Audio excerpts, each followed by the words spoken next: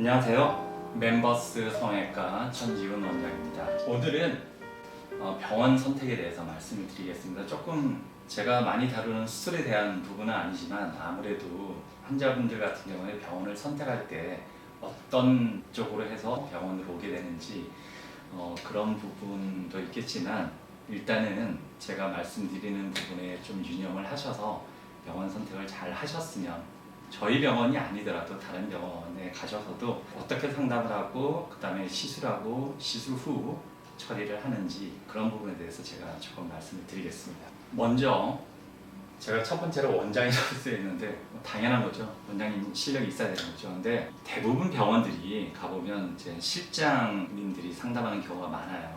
근데 실장님들이 아무리 오래됐다 그래도 수술하는 원장님하고는 차이가 많이 나죠. 어떤 병원들 물론 이제 아시겠지만 대형 병원들 같은 경우에는 예전에 중국 환자들하고 막 많이 오니까 실장님들이 상담을 하고요. 실장님들이 조금 좋아하는 선생님들한테 이렇게 수술을 맡기게 됩니다. 섀도우 수술을 하기도 하고요. 그러니까 대표 원장님하고 상담을 하더라도 수술하는 원장이 다른 경우가 있어요. 그런 부분을 조금 조심하셔야 되고요. 저희 같은 경우는 뭐 제가 상담 다 하고 병원에서 저 혼자 있으니까, 그러니까 저희가 실장님은 나가서 이제 간단하게 상담만 드리고 제가 직접 차트에다가 이제 수술명하고 제가 다 사인을 합니다.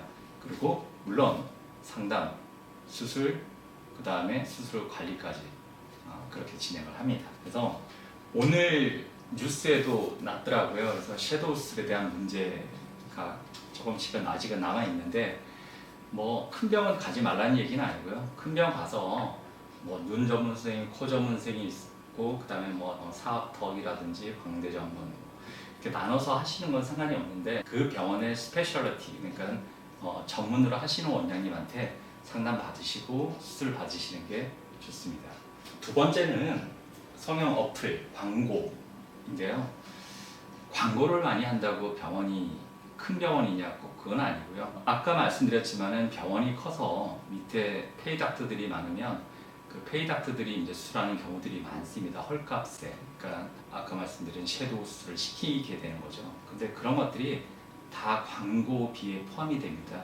그렇게 되고요. 성형 어플이 요새 많이 나오고 있는데 성형 어플에 좀 폐단도 있어요. 저는 성형 어플 전혀 안 쓰는데 성형 어플 쓰시는 원장님들 만나면 이제 조회수만 올려놓고 병원에 와서 상담받는 환자는 떨어지고 수술 받는 환자도 떨어지고 이제 그런 폐단이 생긴다 그러더라고요. 그래서 너무 어플에 의존하시는 것보다는 제일 좋은 거는 지인분들이 수술 받은 경험이 있는 병원이라든지 아니면은 최소한 병원의 홈페이지에 들어가서 원장님의 양력이라든지 그런 부분을 참고하시고 그렇게 선택을 하시는 게 좋습니다.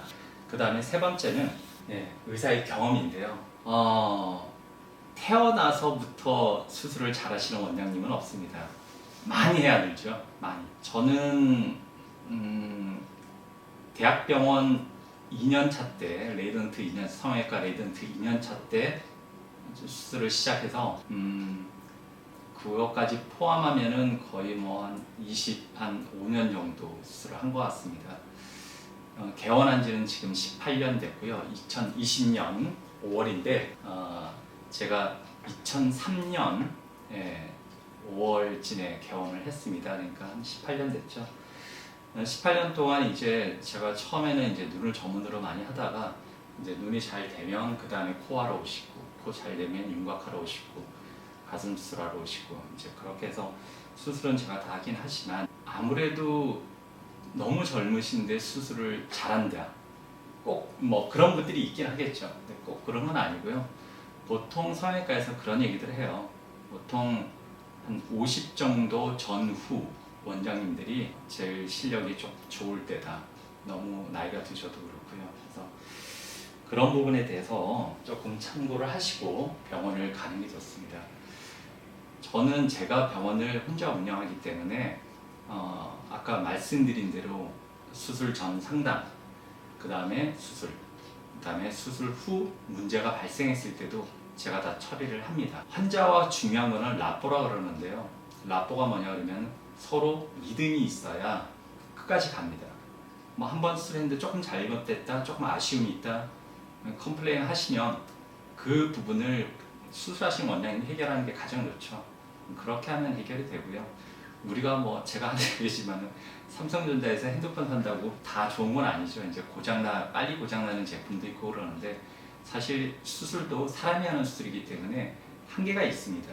근데 그런 부분을 원장님들이 끝까지 책임을 지고 이렇게 가주면은 환자들한테 아무래도 믿음이 많이 생기죠. 그래서 저희 병원 같은 경우에는 이제 따님이 수술하고 그 다음에 잘 되면 그 다음에 이제 어머니 오시고요. 그 다음에 어머니 하시고 나서 이제 할머니 오시고 해서 3대까지 수술하시는 그런 환자분들도 있습니다. 그 지금 말씀드린 한 3가지 정도가 가장 중요한 부분이기 때문에 이렇게 설명을 드렸습니다. 어쨌든 그 좋은 병원들을 잘 선택하셔서 정말 나중에 문제가 많이 생기는 병원들도 있습니다.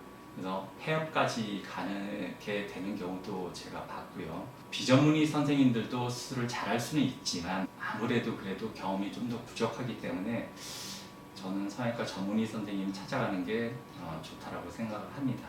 아무튼 이렇게 선택을 차분히 잘 하셔서 좋은 결과를 얻기 바라겠습니다. 네, 감사합니다.